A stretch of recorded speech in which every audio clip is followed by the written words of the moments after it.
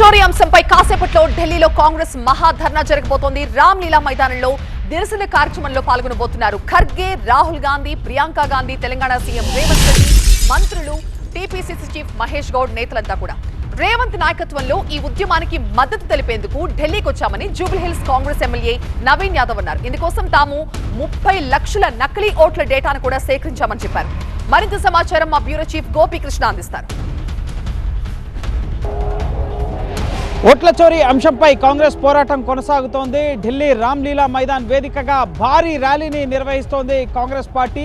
కేంద్ర ఎన్నికల సంఘం బీజేపీ కుమ్మక్కై దేశంలో ఓట్లను తొలగిస్తున్నారు, చోరీకి పాల్పడుతున్నారు. ఓట్ చోరీకి పాల్పడి సర్కార్ని ఏర్పాటు చేసిన ప్రభుత్వం గద్దె దిగాలి అంటూ ఓట్ చోర్ గద్దీ చోర్ నినాదంతో భారీ ధర్నా చేపట్టింది కాంగ్రెస్ పార్టీ. రామ్లీలా మైదాన్ వేదిక పైన మైదానంలో 2 ప్రధాన వేదికలను ఏర్పాటు చేయడం జరిగింది.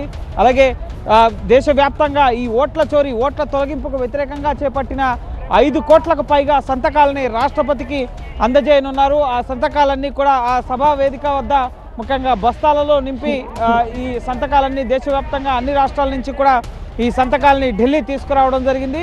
సో ఈ సంతకాలన్నింటినీ కూడా రాష్ట్రపతికి పంపించబోతున్నారు. ప్రధానంగా కేంద్ర ఎన్నికల సంఘం బీజేపీ కుమ్మక్కై ఓట్లను తొలగిస్తున్నారు. దళితులు, మైనారిటీలు, వెనుకబడిన వర్గాల వారిని, అలాగే విపక్షాలకి ముఖ్యంగా కాంగ్రెస్ పార్టీకి అనుకూలంగా ఉన్న ఓటర్లని తొలగిస్తున్నారు అని చెప్పి రాహుల్ గాంధీ ఇటు బీహార్ ఎన్నికల సందర్భంగా, అలాగే ఇటు పార్లమెంటు వేదికగా ఈ ఎన్నికల సంస్కరణలకు సంబంధించి ఎస్ఐఆర్కి సంబంధించిన అంశం పైన కూడా అనేక సందర్భాల్లో మాట్లాడడం జరిగింది. పార్లమెంట్ లోపల ఎస్ఐఆర్ పైన, ఎన్నికల సంస్కరణ పైన చర్చ జరిగిన తర్వాత కూడా ప్రభుత్వం నుంచి వచ్చిన స్పందన ముఖ్యంగా సంతృప్తికరంగా లేకపోవడంతో ఈ ధర్నాని కాంగ్రెస్ పార్టీ కొనసాగిస్తున్న పరిస్థితి. బీజేపీ ప్రజాస్వామ్యాన్ని అపహాస్యం చేస్తుంది, రాజ్యాంగబద్ధ సంస్థల్ని దుర్వినియోగం చేస్తుందంటూ కూడా ఇటు కాంగ్రెస్ పార్టీ ఆరోపిస్తుంది. సో రాజ్యాంగం పైన జరుగుతున్న దాడిగా దీన్ని కాంగ్రెస్ పార్టీ అభివర్ణిస్తుంది.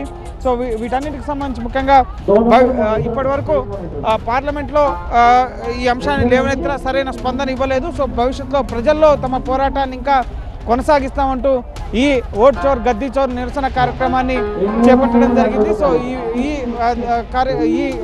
ఓట్ చోర్ గద్దీ చోర్లో ర్యాలీలో జరిగే ముఖ్యంగా ప్రసంగాల ఆధారంగా నెక్స్ట్ ఎటువంటి కార్యాచరణ తీసుకోబోతోంది కాంగ్రెస్ పార్టీ ఈ ఓట్ చోరీ అంశానికి సంబంధించి. ఎందుకంటే ప్రస్తుతం దేశంలో అనేక రాష్ట్రాల్లో ఎస్ఐఆర్ 2.0 కొనసాగుతుంది కాబట్టి సో భవిష్యత్తులో కూడా ఈ ఓట్ల చోరీకి సంబంధించి తమ పోరాటాన్ని కొనసాగించబోతున్నాం. దీనిపైన న్యాయ పోరాటం చేస్తారా, ఇంకా ఎటువంటి కార్యాచరణతో ముందుకు వెళ్ళబోతున్నారు అనేది ఈ ఓట్ చోర్ గద్దీ చోర్ నిరసన ర్యాలీ ద్వారా స్పష్టమయ్యే అవకాశం కనిపిస్తోంది. ప్రభుత్వ గోపీకృష్ణ, TV9 న్యూఢిల్లీ.